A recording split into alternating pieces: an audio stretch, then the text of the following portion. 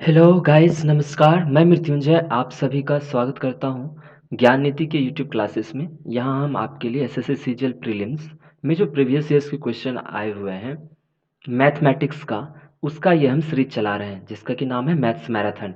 इसमें अभी तक हम 31 क्लास ले चुके हैं और जो प्रीवियस ईयर के क्वेश्चन है उसी को आपको मैं यहाँ बताता हूँ कि उसको किस तरह से अटेम्प्ट करना चाहिए। और ये सही तैयारी भी होती है कि जिस एग्ज़ाम के लिए हम तैयार हो रहे हैं, खुद को तैयार कर रहे हैं, तो उसके जो प्रीवियस ईयर्स क्वेश्चन होते हैं उसको भी एनालाइज करना बहुत ज़रूरी है, क्योंकि वैसे ही पैटर्न के क्वेश्चन आपको लगातार देखने को मिलते हैं आगे आने वाले एग्ज़ाम में।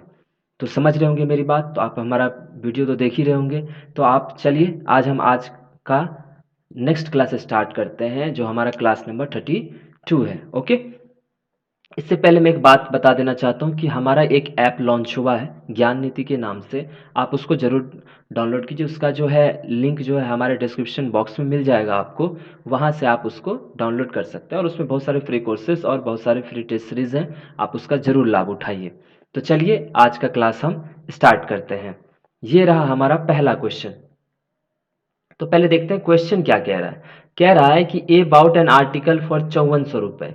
मतलब कोई आर्टिकल है, कोई सामान है, कोई ए नाम का लड़का है या कोई भी है, तो वो 5400 रुपये में एक सामान खरीदता है। Sold it at a loss of 30%, और उसको कितने परसेंट के लॉस बेच देता है? 30%। तो 5400 में से कुछ रुपए घट गए होंगे क्योंकि लॉस हुआ है।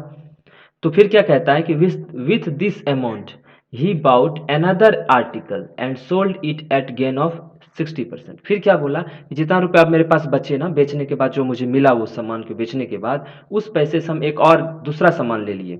ठीक है, दूसरा सामान लिया और इस बार उसको है ना हम 60% के फायदे पे बेच दिए। समझ गए? तब बोल रहा है what was his overall percentage gain और लॉस। तो पूछ रहा है उसको गेन हुआ या लॉस हुआ। तो पहला चीज ये हम कह रहे हैं, आपको पूछा क्या है पहले ध्यान देना, परसेंटेज गेन और लॉस। ठीक है, जब परसेंटेज गेन और लॉस पूछे या रेशियो पूछे तो ऐसी चीजों में क्या होता है कि आप बिल्कुल स्टिक नहीं कीजिए कि जितना वो खरीदा होगा वही अमाउंट रखेंगे, बिल्कुल नहीं। समझ गए बात? तो आप इसको जब आपको डायरेक्ट पूछे ना कितना फायदा हुआ या कितना गेन हुआ, तब आपको 5400 ही रखना पड़ेगा। लेकिन जब आपको परसेंटेज गेन या लॉस पूछता है तो उसको कोई फर्क नहीं पड़ता कि हम सीपी क्या ले रहे हैं। समझ रहे हो? तो 5400 की जगह आप 100 ले लो कि 200 ले लो कि 1000 ले लो कि 2000 ले लो, उससे कोई फर्क नहीं पड़ता। समझ गए? तो देखते हैं। तो हम यहां मान ले रहे हैं कि 100 रुपए का सामान रहा होगा, हम 100 रुपए में कोई सामान खरीदे होंगे। चलिए, ये हमारा हो गया सीपी। क्लियर? लेकिन अब क्या किए हम, उसी 100 रुपए के सामान को कितना परसेंट के लॉस पे बेचे? 30%। तो जब 30% के लॉस पे हम बेचे तो एक्चुअल में कितना में बिका होगा, अगर वो निकालते हैं तो क्या लिखते हैं हम, इतना इंटू 70/100। सही लिखिए ना। अगर 100 रुपए का सामान है उसमें 30% का अगर हम लॉस पे बेचते हैं तो कितना में बेचे होंगे? 70 रुपए में। मतलब मेरे पास अब कितना रुपया हो गया? 70 रुपए। फिर देखिए आगे क्या बोला कि ही बॉट अनदर आर्टिकल। तो उसी रुपए में एक और आर्टिकल खरीदा, लेकिन उसको अब कितना के गेन पे बेचा? तो 60 रुपए, 60% के गेन पे। तो अगर 100 रुपए का सामान अगर 60% के गेन पे बेचते हैं तो कितना में बिकता है? 160 रुपए में। तो वो कैसे निकालते हैं? तो जितना रुपए ये है, ठीक है, इस पे अगर 60% का फायदा हुआ तो इसको कैसे लिखेंगे? 160/100। अगर घटा होता है तो 100 में घटा के लिखते हैं उतना बटे 100, और फायदा होता है तो 100 में वो जोड़ के। क्योंकि देखिए यहाँ लॉस हुआ था 30% का, तो 100 में 30 घटाए थे ना, 70/100 हुआ था, और फायदा हुआ तो उतना में वो जोड़ के बटा 100 किए। ठीक है, तो ये हमारा हो जाएगा एसपी, कि ओवरऑल हम इतना में बेच दिए सामान। समझ गए? ठीक है, अब देखो 100 से 100 कटेगा। ठीक है, जीरो से ये जीरो जीरो गया, कितना हो गया? 70 और 7×42 कितना हो गया? 112 रुपये। कितना हो गया? 112। तो बताइए सीपी कितना था? 100।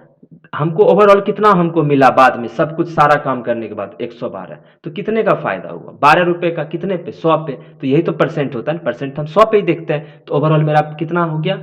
तो हमको हो गया गेन, और गेन परसेंट कितना हो गया आपका? 12। तो गेन परसेंट कितना हो गया आपका? 12%। समझ में आया आपको अच्छे से? ठीक है, अगर आप उसको इवन आप 5400 पे बनाते ना तो भी आपको यही परसेंट यार। लेकिन क्या, आपको ये चीज़ क्लियर होना चाहिए कि जब हमको परसेंटेज गेन या परसेंट लॉस पूछा है तो क्यों हम 5400 पे बनाएंगे, जब किसी पे भी आ सकता है। तो हम 100 इसलिए मानते ताकि परसेंटेज को हम कट आउट कर सकें, उसको सॉल्व कर सकें। कोई प्रॉब्लम नहीं ना? तो चले अब नेक्स्ट क्वेश्चन की तरफ। देखिए ये क्या दिया हुआ है, आपको बोल रहा है ट्रेंगल पी क्यू आर है, क्यू टी। ठीक है, पहले देखते हैं। ट्रेंगल एक पी क्यू आर दिया हुआ है। ओके, ठीक है। ट्रायंगल पी क्यू आर दिया हुआ है जिसमें क्यू टी पी आर पे परपेंडिकुलर। तो पहले हम क्या करते हैं, एक फिगर बना लेते हैं, पहले ले आते हैं फिगर, तब बनाना बढ़िया रहेगा। देखिए, रुकिएगा, ठीक है। चलिए, ये हो गया हमारा, ठीक है। एक मिनट,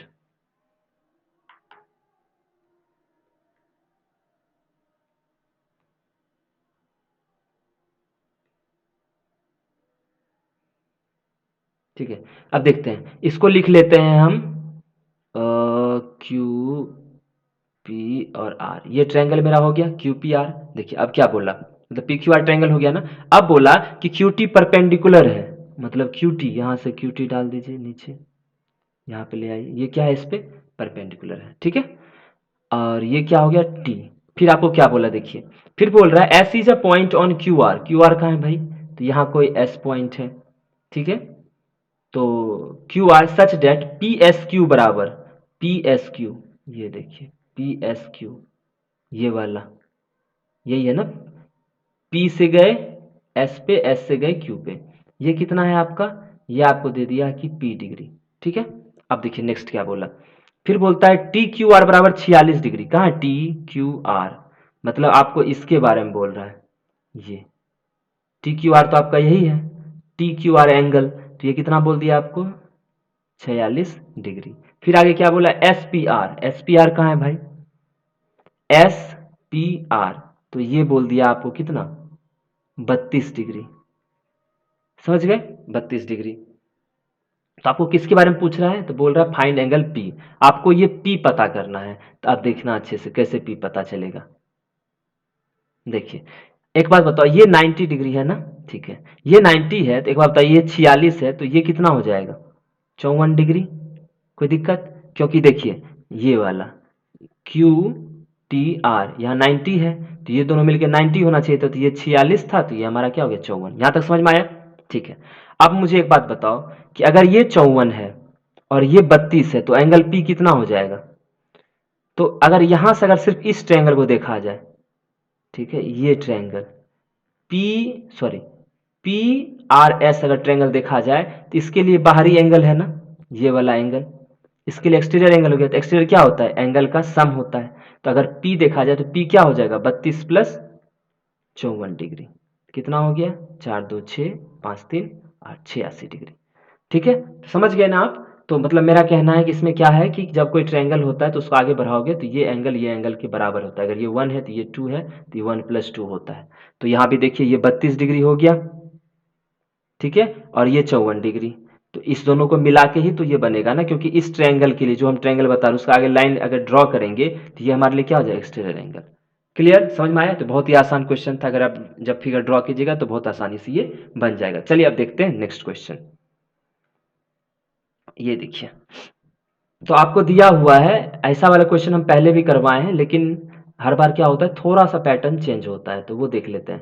तो ये दिया हुआ है आपको, ठीक है। तो आप जानते हो जब कॉस और साइन में रहेगा तो हम क्या करते हैं, उसको क्वाड्रेटिक इक्वेशन बनाते हैं। मतलब साइन में दिया हुआ है तो इसको कॉस स्क्वायर को भी हम किससे बदल लेंगे, साइन स्क्वायर में। तो आप जानते हो ना, यहाँ से कैसे लिखेंगे, 3 sin थीटा बराबर 2 इंटू कॉस को क्या लिख सकते हैं, 1 - sin² थीटा। तो यहाँ से क्या लिखेंगे, 3 sin थीटा बराबर 2 - 2 sin² थीटा। क्लियर। अब इसको इधर लेके आओ, तो 2 sin² theta plus 3 sin theta और -2 बराबर 0। अब आप एक चीज जानते हो ना, अगर यहाँ माइनस होता है, अगर क्वाड्रेटिक पढ़े हुए हो, तो अगर यहाँ माइनस होता है तो दोनों दो रूट्स आएंगे, मतलब ये साइन थीटा के बराबर, क्योंकि इसी का रूट्स निकालना है। तो दो होंगे, एक सॉरी, एक माइनस में होगा और एक प्लस में होगा, एक माइनस में होगा और एक प्लस में होगा, ठीक है। और माइनस वाला हमेशा बड़ा होगा। तो अब देखिए कॉफिशिएंट क्या क्या दिया हुआ है, 2, और ये क्या दिया हुआ है, सी 2, तो 2 दूना 4, ठीक है। अब 4 को इस तरह से करना है, मतलब फैक्टराइज की हमको 3 मिला, तो 4 इकाई 4, 4 इकाई 4। तो यहाँ अगर प्लस है तो माइनस वाला बड़ा होगा, तो 4 यहाँ हो जाएगा और 1 यहाँ हो जाएगा। अब बताओ दोनों जोड़ेंगे तो -3 हो जाएगा ना, तो +1 और -4 कितना हो जाएगा, -3। अब जो कॉफिशिएंट है ये 2 से डिवाइड करना पड़ेगा, 2 से डिवाइड कर दिए। तो अगर करेंगे तो कितना मिल जाता है, इसको काटेंगे तो -2। लेकिन आप जानते हो ना एक चीज, कि साइन थीटा जो होता है वो -1 के बराबर या उससे बड़ा, आप 1 के, या आप ट्रिगो में पढ़ते हो कि साइन थीटा का वैल्यू -1 से 1 के बीच में और उसके बराबर ही होगा, उसके अलावा कुछ नहीं हो सकता। तो ये तो आपका कैंसिल ही हो गया, ये क्या हो गया, कैंसिल हो गया। तो यहाँ से थीटा कितना आ जाएगा, हाफ कितने पे आता है, 30 डिग्री पे। कितने पे आता है, 30 डिग्री पे। थीटा क्या है, 30 डिग्री। अब आपको क्या करना है, यहाँ इसका वैल्यू निकालना है। तो टेन 30 डिग्री कितना होता है बताइए, 1/√3, 1/√3 इसका स्क्वायर। सेक मतलब क्या होता है, कॉस, मतलब 1/cos 30, cos 30 मतलब साइन 60 के बराबर, cos 30 है ना, सॉरी। सेक स्क्वायर मतलब क्या होता है, 1/cos थीटा। सेक थीटा क्या, 1/cos थीटा। cos 30 मतलब साइन 60 के बराबर, मतलब √3/2। ठीक है, तो ये क्या हो जाएगा आपका, 2/√3 का होल स्क्वायर। आप देख लेना, माइनस, और ये कितना हो जाएगा, 1/2 मतलब 2 का होल स्क्वायर। कॉसेक 30 कितना होता है, 2 होता है। कॉसेक 30 कितना होता है, 2 होता है। समझ गए।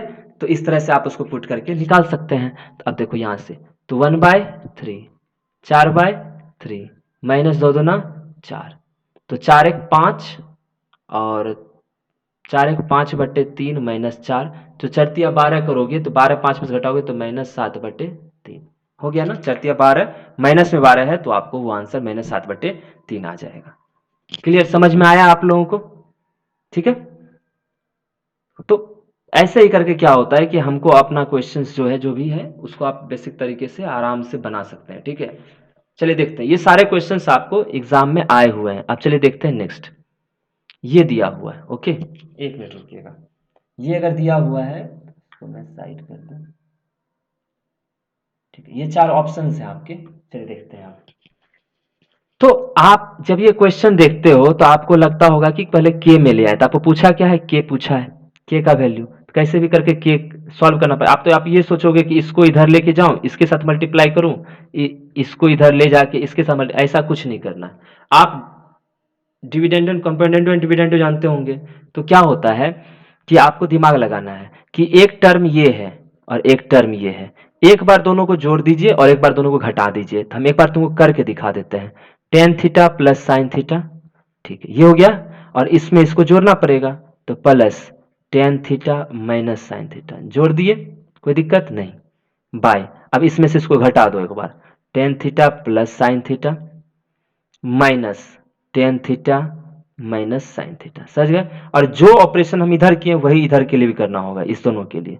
तो k+1, तो ऊपर में जोड़ना पड़ेगा प्लस k-1, और नीचे घटाना पड़ेगा k+1 माइनस k-1, ठीक है। अब आप जब इसको सॉल्व करोगे, ठीक है, जब इसको सॉल्व करोगे तो देखो यहाँ से माइनस साइन थीटा कट गया, और नीचे में अगर देखोगे तो आपको इसमें क्या कटेगा, टेन थीटा और माइनस टेन थीटा, और ये जब कटेगा ये हट जाएगा तो माइनस माइनस ये क्या बन जाएगा, प्लस। तो इधर देखोगे तो क्या बच गया आपको, 2 टेन थीटा बटा 2 साइन थीटा, सही है।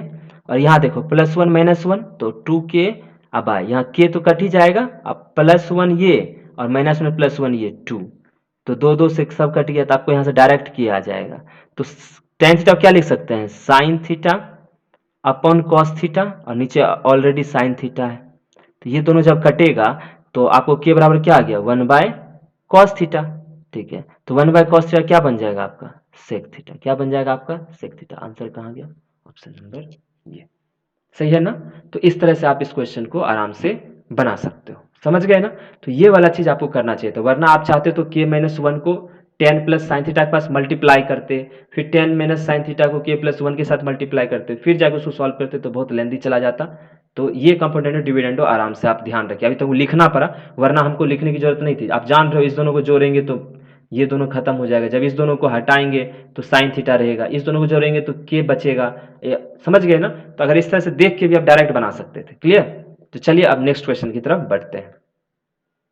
ये देखो, ऐसे क्वेश्चन में जब क्या होता है, आप ध्यान देना, आपको मैं पहले दिन से बता रहा हूं कि जब ये 3 वेरिएबल है, कितने हैं, 3 वेरिएबल, और इक्वेशन कितने हैं, 1, 3 वेरिएबल इक्वेशन 1, तो आप दो चीज को कुछ भी पुट कर सकते हो और उसके हिसाब से दूसरा चीज निकाल लोगे, समझ गए। मैं फिर से बोल रहा हूं कि मेरे पास 3 वेरिएबल है, एक्स वाई जेड, इक्वेशन लेकिन एक ही दिया हुआ है, तो 3 माइनस 1 किया 2, मतलब कोई 2 को आप कुछ भी पुट कर सकते हो और आंसर निकाल सकते हो। ठीक है, तो देखिए अब आपको पहले मैं इसको क्या करूँगा, दोनों तरह से बना के आपको दिखाऊँगा। ठीक है, 2 ऑप्शन लेके 2 पुटिंग करके दिखाएँगे। देखिए जैसे आप x को 1 मान लीजिए, ठीक है? और y को 1 मान लीजिए, तो z आपका क्या हो जाएगा -2, कोई प्रॉब्लम? नहीं ना?